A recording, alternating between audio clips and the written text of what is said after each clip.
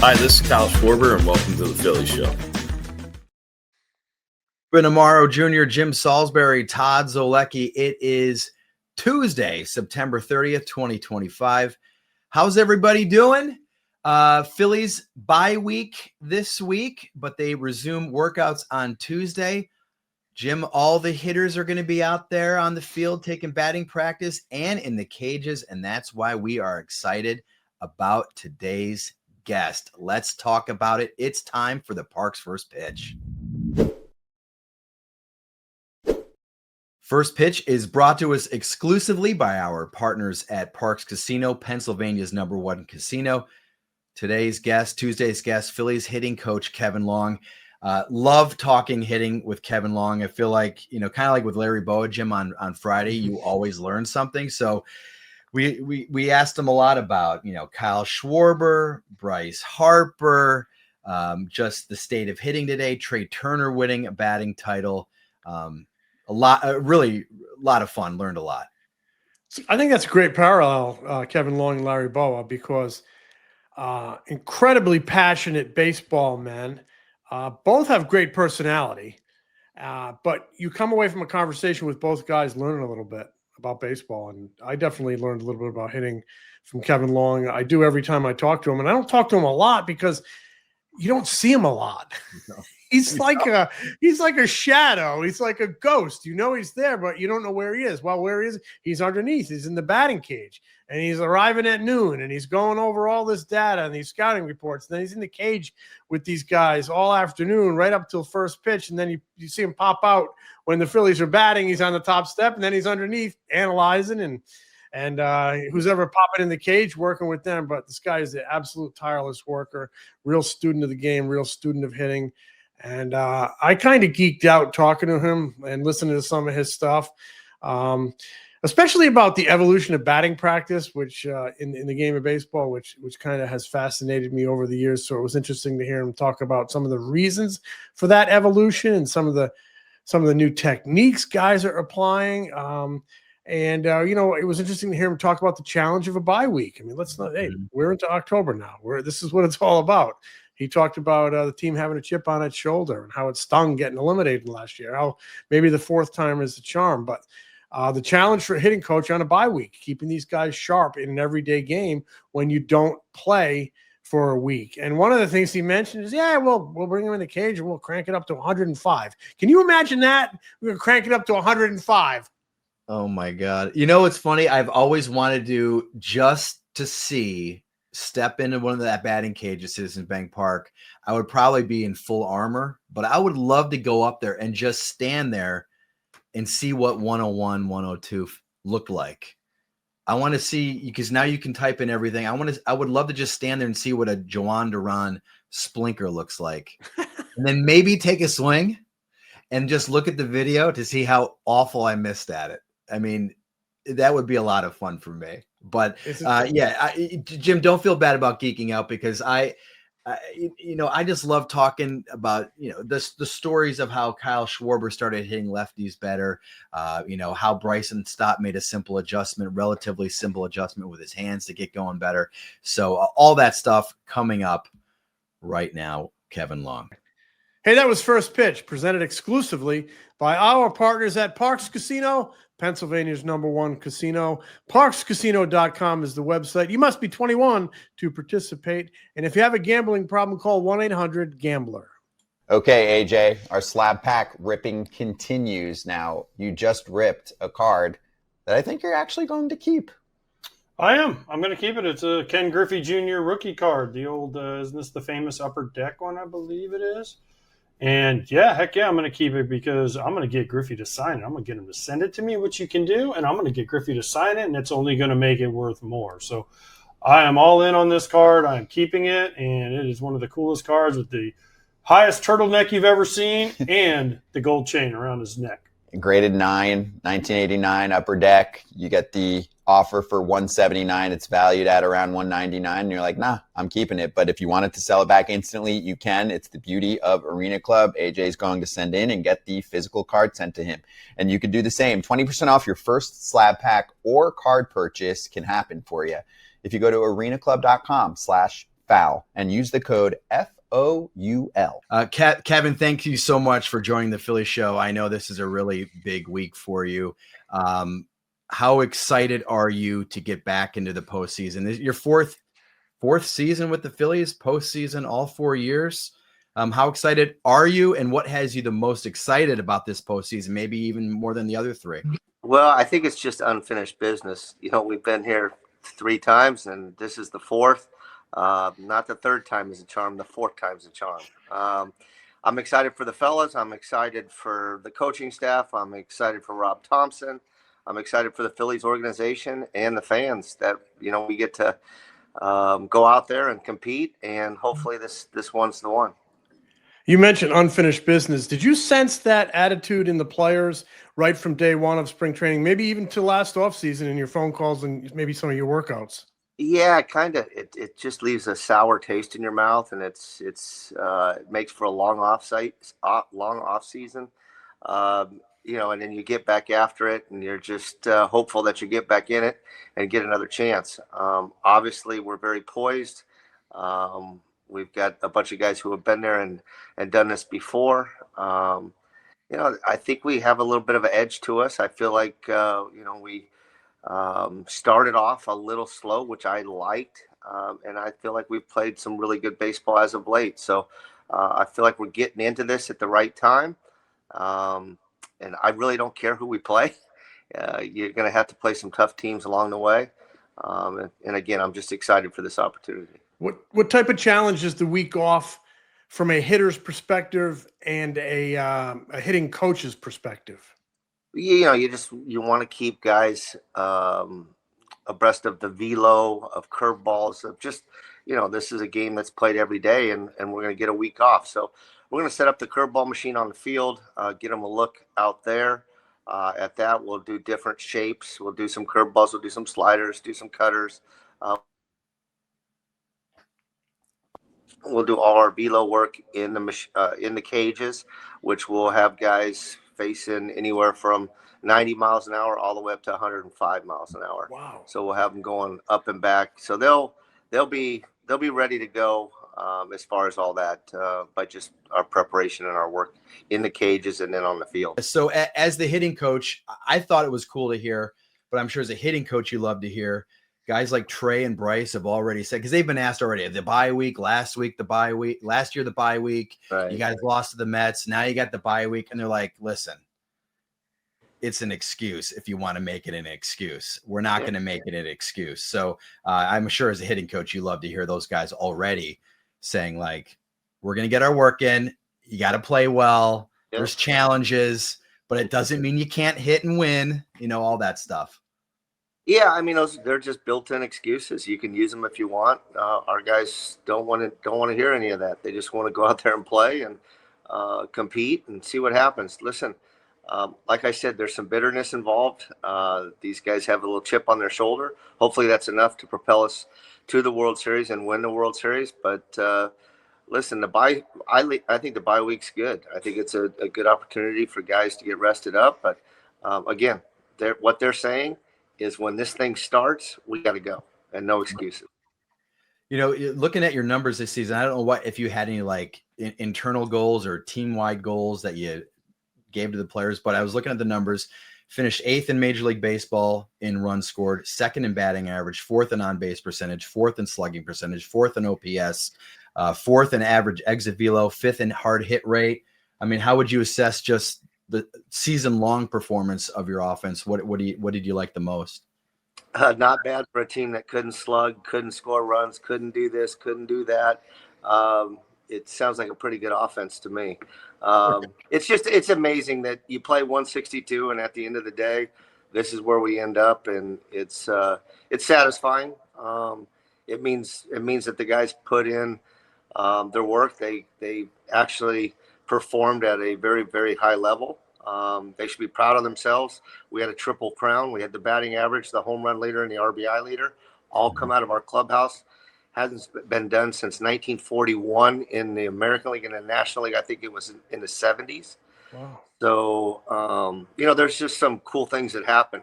Trey winning the batting title, Kyle hitting 23 home runs off left-handed pitching. Bryce coming back from what was a pretty serious wrist injury, and ended up, playing at a pretty high level as well. Just some overall, I thought our guys performed and did a really good job. Trey's season has been really a great one. I mean, I'm sure as a hitting coach, guy wins a batting title, you got to feel a real sense of pride in that. Yeah, I mean, there's only one batting title champion, and it's Trey Turner. Pretty cool. This is Trey's second one. I think there's only been 14 guys that have won two. Trey being one of those. So that's quite a feat, and it's a pretty special accomplishment for him. But I know all these guys would give up all that. Yes. For a World Series championship. So can you take us back to spring training a little bit? Because Rob talked about this, that there were conversations with Trey about maybe making some adjustments, use the middle of the field, get on base more contact, use your wheels, think more like a leadoff guy. What were those conversations like? What was stressed adjustment wise? And what do you think of the results? Well, obviously the results speak for themselves. He gave up a little bit of his power, so that he could hit for a higher average, see the ball better, cut down his chase rate, which he did. I think he'd done this in the past, and was able to get back to what I saw him do a lot in Washington, which was go to right field, be able to back the ball up, be able to do some things that, he's very capable of doing. And this game you get caught up in the slug, you get caught up in the homers, which are all very good things as well. But in Trey Turner's case, it was, can I do a little bit of both? And I think he did a very good job of that. He must be a very coachable guy to make these adjustments mid-career. Yeah, I mean, if you make sense of it to Trey, and you can come up with a rhyme or a reason, because he's really, really smart, really intelligent. He just doesn't do things just to do them. He wants it to make sense. And I think, everybody made sense of this, and he was willing to do it and then took off.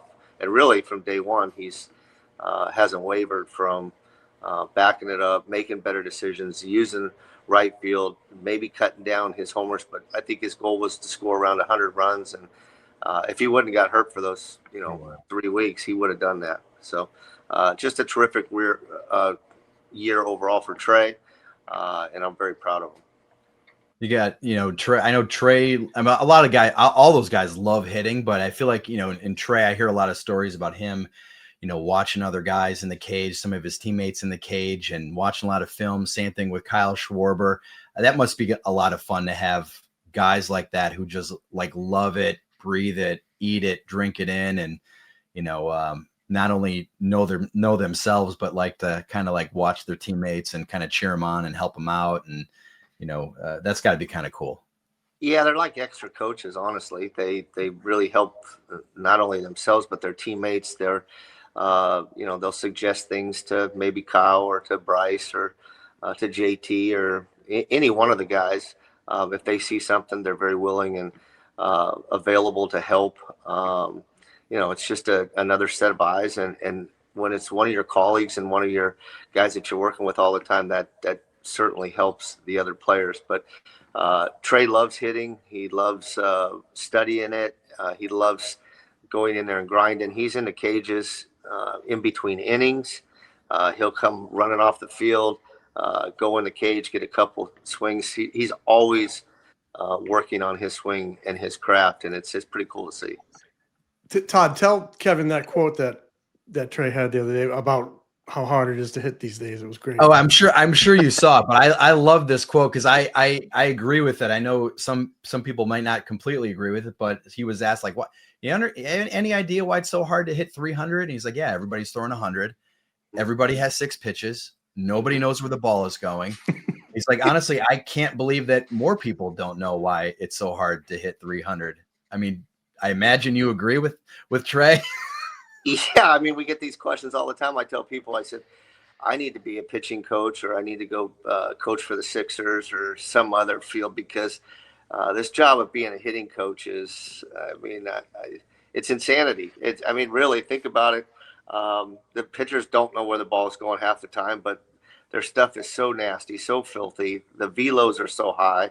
They're throwing cutters, sliders, sweepers, curveballs, slurves, knuckleballs, splits. I mean, it's just ridiculous, the things that these guys are able to do with the baseball. But listen, we chose this field, and we chose what we're doing, and we're going to make the best of it. But I think you can understand why there's only one 300 hitter in the National League, and Trey just mentioned it. You mentioned hitting coaches. When the team when it's baseball, you're going to have 10 days when you just don't hit, and that's when the hitting coach takes all the heat. Yep. Everybody wants to crush them and run them out of town, and then you have 10 days where you're averaging 7 runs a game, and nobody even mentions the hitting coach. It's all about the hitters, which it's the way it should be. It's a player's game, but you got to sometimes you got to put on the fireproof suit, and sometimes you just got to deal with it, right? Yeah, you just deal with it, and you signed up for this. And listen, I just finished my 19th year in the big leagues, and I understand the challenges that exist, and I understand what the media's job is, and they're going to point out when the offense is failing, and most of the time those fingers go right to the hitting coach. We looked at the most volatile jobs in our profession, and hitting coach was number one. They last on average 2 years. And even managers and pitching coaches, they're all the way up to 3.5 years. So it's a tough job, but there's a lot of scrutiny. And obviously, when the major league average is 240, it's just a tough business, and it's not easy, to kind of keep these guys hot. And I always tell guys, I've never had a good day in the big leagues ever. Because I may have 6 guys going good, but guess what? 3 other guys failed, and they have really had a tough day. So most of the time, I've got a hitter or 2 or 3 or 5 or 10 that are struggling. So it's my job to make sure I keep them on the tracks and keep their head where it needs to be, and try to stay as positive as I can. Parks Casino, it is my casino of choice, and they have it all: action, excitement, headline, entertainment. Plus, if you live in central or northern Jersey, or even in New York, the closest live tables are at Parks Casino off exit 6 of the Jersey Turnpike. Parks Casino, Pennsylvania's #1 casino, play thousands of hot slots, state-of-the-art sports book, a beautiful poker room, the Liberty Bell Beer Garden, and a collection of award-winning restaurants. Tons of places to go eat.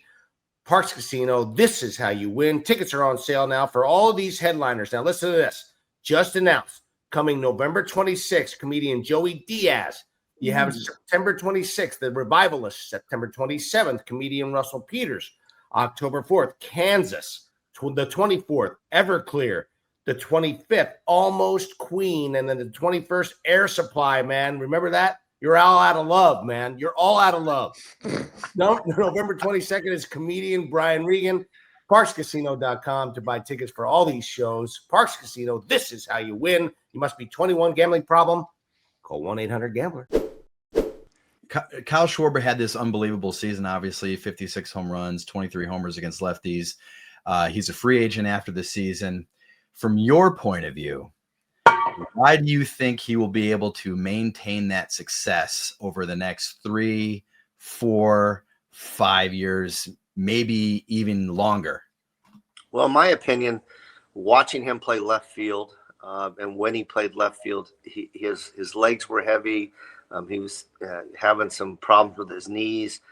His back would act up. He's literally DHing, and he's very, very good at it. And I always tell him, if you're going to DH, you might as well be really, really good at hitting. And he is really, really good at hitting. He's got more life in his body than he had when he played left field. He's 32, 33. It's not like he's 37, 38. He reminds me of a lot of what David Ortiz was late in his career. He's got this ability to hit. The bat speed's there. I just don't see him slowing down. Every year he continues to get a little bit better. This offseason we'll diagnose some areas that he can get better, and he'll attack them as we do during the season as well. But I just don't see it slowing down anytime soon. Well, that's good to hear you plan on working with him this offseason. I'll leave the reasons left unsaid. Hopefully that's some good foreshadowing. Yeah, that's good. Exactly. How much has he changed since what you had him in Washington? He's just improved so much against lefties. I mean, there was a time when he was teetering between regular and platoon player. Yeah, it's pretty amazing to see how far he's come. He's a complete hitter. I can give you guys an example. We were working in Washington during spring training, and I said, okay, Kyle, we're going to back the ball up here, and we're going to hit every ball to left field. And I'm going to lob the baseball, so it's going to be on you to make sure you hold your energy, make sure the ball travels, and you hit it to left. All right, the first swing, he yanks it and pulls it foul to the first base side. All right, I let it slide. The next one, I throw it real slow. He yanks it and pulls it foul down the first base line. I said, okay, Kyle, what don't you understand here? We're going to back the ball up. We're going to go to left field. Okay, left field's on the other side of the field. I don't know. Maybe you don't know where that's at, but you're performing this drill awfully bad right now. I mean, it's terrible. And he says, I still think you're going to throw me a fastball. I said, I'm not going to throw you a fastball. I'm going to lob the baseball. It's your job to make sure it gets to you, and you hit the ball to left field. So we probably stayed out there an hour, hour and a half. He got it. But this is things that he couldn't do even in just a him and I scenario where he could do that in his sleep right now. And then the lefty on lefty stuff that he practiced every single day so that he would be able to play every single day against lefties is just remarkable. I mean, he was a 165 hitter, I think, against left-handed pitching when our paths crossed. And since then, he's demolished left-handed pitching. So pretty cool story overall. What was your role in kind of recruiting him here? Obviously, I wanted him here. I, was very vocal to Dave and the people that are involved in bringing players here. I thought he would fit in well. I thought he could handle Philly. There was just a lot of things that I knew about Kyle that I thought would be a good fit for the Philadelphia Phillies. But sometimes that's not even enough. It's up to Dave Dombrowski. It's up to ownership. It's a lot of things have to fall into place, to get a player like Kyle. I remember there was a lockout that year. Yes. And there was some negotiations being done with Kyle, and they didn't get it done before the lockout. And I was like, oh man, I would have loved to have got that done before the lockout. But fortunately for the Phillies, we got that done. And obviously it's been a great fit for Kyle and the Phillies. Great. Absolutely. What do you make of Bryce, or what do you make of Bryce this season? Obviously he's been battling the wrist with the wrist. And do you feel like something might be coming in October with him? Better results, better performance. Is it gnawing at him that he hasn't had the Bryce Harper-ish? I mean, very good numbers. I mean, that's the thing, is very good numbers. But what do you make of that the Bryce Harper season, I guess?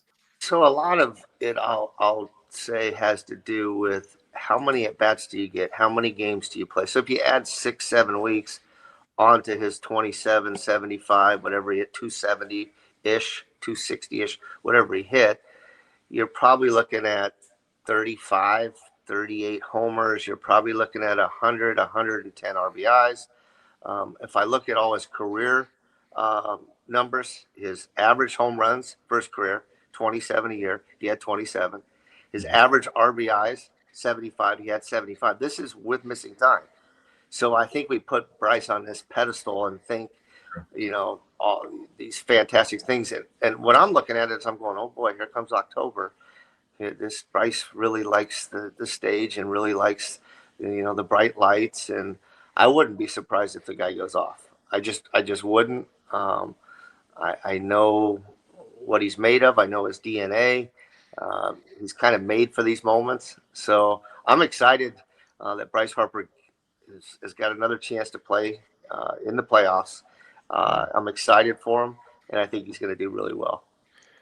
How about how do you address plate discipline? Is that something you can teach, or is it just reps in the batter's box? And how do you address it going into the postseason where everything is magnified, where maybe in some games over the past few years there's been an issue with chase? Do try to stay away from it so it's not in the back of their mind and they're thinking about it too much, or do you actually address it, and how do you kind of shape it? Yeah, you're always talking about it. The players will say, I'm so sick of you guys talking about chase and plate discipline, but it has to be talked about. It's a part of the playoffs that usually the team that chases the least, they win. The Mets chased more than us last year, so they won. It's not always the case. We're always paying attention to it. It can be skewed by a couple players chasing a ton, and it can affect everybody. You say, well, the team's chasing. Really? Was the team chasing, or was it 2 or 3 guys that really skewed that number? And in a lot of cases, that will be what happened. But it's talked about. We work on it. We have charts where we show guys every single day how many chases they had the day before, where they're chasing, what adjustments can be made in those areas.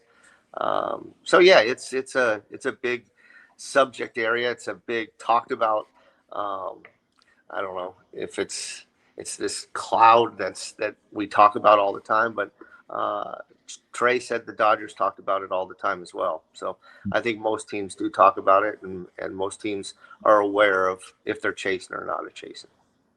Kevin, I got one last guy I wanted to ask you about, just because I think, Bryson Stott, he got things great around the second half, and it was just, according to him, it was just a simple adjustment with his hands.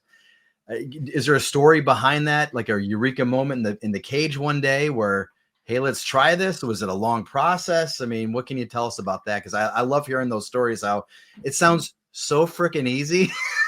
You make one change, it's like, wait, that's it? What? Yeah, I mean, there was some more into it, but he did lower his hands. Well, he was trying to stay on top of the baseball, so he kept like raising his hands, and kind of got choppy at the baseball, and it just wasn't a very smooth swing. So I said, what if we lowered your hands, got them more relaxed, and you were more direct to the baseball? So we did that, and for 3 or 4 days it was good, but then every ball he hit to left was a pop-up, and he'd have a pop-up once a day. I said, you must really want to hit 235. This must be what you're trying to do, because you continue to hit these fly balls that are outs. We need to lower your launch angle. We need to get more line drives in there. To the pull side, you can hit the balls as high as you want. But the other way, I need those balls to be low, because if they're in the air, they're outs.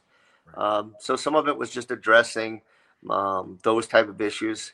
But at the end of the day, Bryson lowering his hands and then being very conscious of how high he hit the ball was another area of concern, and he did a really nice job with both those things. He turned his season around. It was amazing. Yeah, and that's the thing. These guys can turn it around. Sometimes it's easier than other years. But Ryan Zimmerman once told me, he said, okay, here's my numbers. I'm a 250 hitter. He says, I'm either going to hit 235, that'll be the lowest, or I'm going to hit 275. I'm going to be in between that range. If every ball falls, I'll probably hit 275. If I have some tough luck and the balls aren't falling, I'm probably going to hit 235. So, he kind of, when he explained that, I go, yeah, that makes a lot of sense, especially if they've been around. Now, if they're a younger player, which I would still consider Stott a younger player, you want to see kind of what their ceiling is, and you want to see what their floor is. Hopefully he's already established his floor. Let's just see where his ceiling leads him. But I think a lot of the kid, I think that maybe someday he could be up there for a batting title as well. We'll see how far off I am on that, though. Now, Ryan Zimmerman, 250 hitter, except against the Phillies, he's probably 380. He was a kill the Phillies. I just have like one more question, because I find it personally fascinating how much batting practice has changed over the years. I mean, the whole team used to come out and you run through. Now you don't even see some guys come out. They're underneath. They're in the cage the entire time. why aren't they coming out? Is it a matter of that's where all your data feedback is and you're getting instant feedback on their swings? Or is it because, you're simulating the pitcher that night? What does a batting practice session look like underneath as opposed to the stuff the fans used to see where guys used to come out and launch? Yeah, the batting practice back in the day was really where they would get the bulk of their swings. They get more swings today than they ever have, and there's a lot of cage work. We have these machines that'll simulate literally every pitch that the pitcher that day is throwing, so we can pull up that guy's fastball, the spin rate, the movement, everything. So we can bring up, we can put that into our it's our tablet. So you could put Ohtani in there? Yes, you can put Ohtani in there, and that fastball will come out, and those guys can work on that day. They can work on his curveball. They can work on his slider. They can work on a cutter. They can work on basically everything. We have 2 cages. Is that better than going out there and having a home run derby and hitting balls into the seats? These guys will tell you yes. For the most part, they would rather hit in the cages and hone in on that. And get their skill perfected in the cages, than go out and watch every ball fly out of the ballpark off a BP thrower who's throwing 60 miles an hour. Yeah. So you're playing basically softball out there, as compared to the cages where, we can get the machines to throw 100. We can do different angles. It's just a very controlled environment that we can set up stuff very quickly and very efficiently, and they can get exactly what they need to prepare for that day's work. Now, if one of your guys is preparing like late in the game, 7th inning, he might pinch hit in the 8th. Can he run back there and punch in the opposing team's closer or whatever and get a good quick look at him? Jim, you're on this. See, that's exactly right. That's what they do. Rafael Pena, he's the one who stays in there. He'll set up the machines. He'll get them ready. They'll do all their velo work. So, when they're called upon to pinch hit, they're ready to go. And you're right. That's exactly what they do. They'll set up, let's say they're coming in to face Aroldis Chapman. They'll get, a fastball set up that's throwing 101. Probably move up a little bit to make that even look a little bit faster. And when I say move up, they'll just step up like in the box. Yeah, in the box 2 feet or so. And that will turn into like 105 mile an hour fastball. So now they're training their eyes and everything at a higher speed. And let me tell you, they're ready. Whether they get a hit or not, they're ready when they get in there. It's amazing. I remember the days when, even as a kid going to like Fenway Park as a kid, I used to love to watch infield, outfield, and that's disappeared. It used to be around 25 years ago, but that's disappeared. I wonder if traditional batting practice is one day going to just disappear and everything's going to be underneath as teams build more and more batting cages and we get more and more tech and more machines that can simulate. Yeah, I hope not. I do like, the fact that the fans are out there and they can interact and they can see the ball fly out of the ballpark. And, it's that they probably are in awe watching big batting practice because when you watch a person like Bryce Harper or Kyle Schwarber take batting practice, I mean, the amount of baseballs that they hit out of the ballpark. Amazing. It's amazing. Yes. So on any given, so we have what's called optional BP, and there's usually 1 group to 2 groups of BP, and that's all we have. So we'll have 3 in the first group and maybe 3 in the second, which means 6 of our guys are hitting indoors. So not everybody chooses to hit indoors, but everybody's hitting indoors, and then they'll go out there and take some batting practice as well. But most of our guys, especially our big boys, for whatever reason, they'd rather do all their stuff in the cages. And I think it's because they hit so many home runs and it turns into a home run derby where they feel like they're not getting as much out of it as maybe they should. Well, I was watching Bader take outdoor BP the other day, and he put an absolute display. He was hitting that second deck above left field like it was target practice. He's fun to watch. I'm telling you, he is strong. And you're right. When he came over here, I didn't know that much about him, but when I saw him take batting practice and how far he hits the ball, I was like, man, this guy's got some serious pop. But it's pretty amazing. And most of these guys, if you watch Edmundo Sosa take batting practice, it's just like, wow, this guy, he puts on quite a display as well. That's awesome. Well, Kevin, thanks a lot. Thank you so much for the time. I know, again, like I said at the top, it's a busy week for you, even though it's the bye week. Yeah, you got a lot of stuff going on. So we really do appreciate the time. Fascinating stuff. Thank you, Kevin. You're welcome. You guys have a great day. Thanks. You too. We are back. Thanks again to Kevin Long. That was a lot. That was a great conversation, Jim. Before we go, we've got another giveaway from Scheib Vintage Sports. Check this out. Scheib's, go to scheibsports.com/TPS. If you're watching us on YouTube, scan the QR code on your screen. Enter for a chance to win this Veteran Stadium t-shirt. All the Scheib stuff is great. We've got a bunch of the Scheib stuff at home. Wear them all the time. Every week with Scheib, it's a This Week in Philly Baseball History, Jim. And you were there for this one. I was there for this one. September 28th, 2003, the Phillies played their final game at Veterans Stadium. Remember it well. What do you remember about the final game at the Vet, Jim? Well, right upstairs, I have a picture of me and you sitting at our workstations in the Vet press box, typing our last stories. I remember Kevin Millwood got booed off the mound and threw his glove in the stands, right? Yes, that's right. He got booed and he flung his glove into the stands. That's right. What a moment. Very Philly moment at the Vet. You got to go out that way for sure. Oh, and I remember it was sold out. I bought 4 tickets for my wife and 3 daughters because I wanted them there to be at the last game. Yeah. And I remember calling down to my wife in the stand to see how it was going, and she said, it's going okay, but the people in front of us are a little mad because Caroline spilled her soda. Oh no. So I guess she spilled it on the people in front of them. Oh my gosh. One thing I remember, Dan Plesac, I think he got the final out for the Phillies that game. They were playing the Braves. So that Dan Plesac recorded the final out by a Phillies pitcher in Veteran Stadium history. I remember afterwards, Jim, they had that post-game ceremony. I remember Larry Boa jumping enthusiastically on the home plate for the final time. It was a cool day. And it is funny. We do have some photos. I wish I had them prepared, but we look a lot younger, man. I tell you what, it was 22 years ago. That was a long time ago. I loved the Vet press box, man. We were right behind home plate. Yep.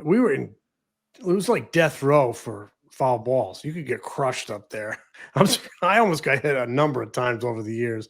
Mariano Duncan, man, he could peel them off. Right-handed sliders, he would just peel them off and they'd come right at your head.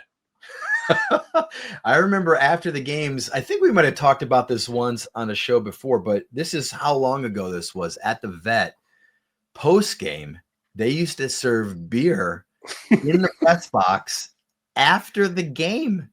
So you'd go down to the clubhouse. Now I was so new and inexperienced. I'm not even BSing anybody. I never had a post-game beer at the Vet, but many people did. And you'd come up from the press box and there'd be some people just kind of having a beer after the game in the press box. I'm like, I guess this is normal. Now, obviously that never happens. Never happens. Honestly, it was that way almost every stadium. They had beers in the press box and afterward, and you'd have a nice Molson Canadian up in Montreal while you were polishing up your 800 words of recap of that night's game. But those days are long gone now. They are long gone now. So, go to, really, like long gone. So go to scheibsports.com/TPS again for a chance to win this Veteran Stadium t-shirt. And here's another reason why you want to enter. Everyone who enters any weekly giveaway will automatically be entered for the big end of the season prize, a year's supply of shirts from Scheib Vintage Sports. So, come on. like I said, Jim and Ruben have a bunch of those shirts, and they are absolutely tremendous. So hope you guys enjoyed Kevin Long, and we will be back. We've got more stuff coming this week. Smell you later, Todd. Smell you, Jim. The Philly Show is brought to you by the Foul Territory Network. Subscribe to The Philly Show on YouTube and wherever you get your podcasts.